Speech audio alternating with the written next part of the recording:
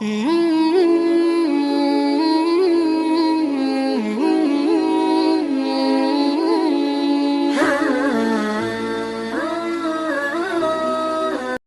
ناظرین، السلام علیکم ورحمۃ اللہ وبرکاتہ۔ آپ سبھی دوستوں کا ہمارے اس چینل پر خیر مقدم ہے۔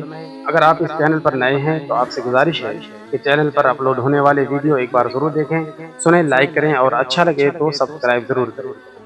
محترم ناظرین، آج ہم بات کرنے والے ہیں کہ جب ہم سو کر اٹھیں تو اس وقت کیا کریں کہ ہم ہیلدی اور توانا تندرست رہیں، اور کون سی دعا کا اہتمام کریں۔ ویڈیو کو بغیر اسکپ کیے ہوئے پورا ضرور دیکھیں۔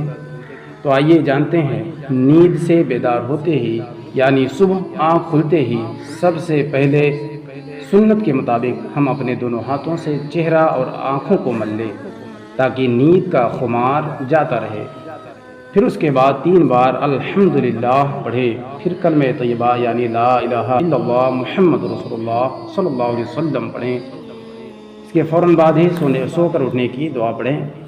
الحمد لله الذي أحيانا بعدما أماتنا وإليه النشور، یعنی تمام تعریفیں اس اللہ کے لیے ہیں جس نے ہم کو زندہ کیا بعد موت دینے کی، اور اسی کی طرف جانا ہے۔ ناظرین، اب آتے ہیں اپنے پیارے نبی کی عادت کریمہ کی طرف۔ آقا غریب مصطفیٰ رحیم صلی اللہ علیہ وسلم صبح نیند سے اٹھنے کے بعد آنکھوں کا مساج فرمایا کرتے تھے، پھر کچھ دیر بعد ٹھہرتے اور معمول کے مطابق 3 دفعہ سورہ اخلاص شریف پڑھتے۔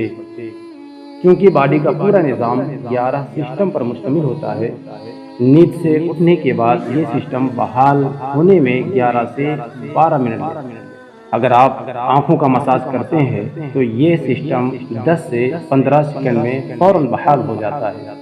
اگر کوئی شخص صبح بیدار ہونے پر اچانک اٹھ کر چل دے کہ جبکہ ابھی برین میں بلڈ کی سپلائی بحال نہیں ہوئی، تو اس شخص کو یہاں برین ہیمریج ہو سکتا ہے، یا وہ برین کے کئی دوسرے پیچیدہ مسائل کا شکار ہو سکتا ہے کہ جس میں اچانک جسم کی کئی حصوں کا مفلوج ہونا یعنی فالج ہونا بھی شامل ہے۔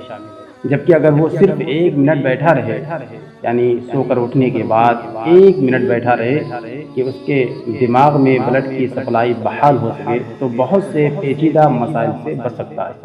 یہ باقاعدہ ایک سائنس ہے، اور اس ایک حدیث مبارکہ کے پیچھے بہت سے پروفیسر ڈاکٹرز کی ریسرچ شامل ہے، جس میں غیر مسلم ریسرچرز نے بھی اتفاق کیا ہے کہ ہمیں محمد صلی اللہ علیہ وسلم کی اس سنت کے مطابق صبح اٹھنے کے بعد بیڈ پر کچھ دیر بیٹھے رہنا چاہیے۔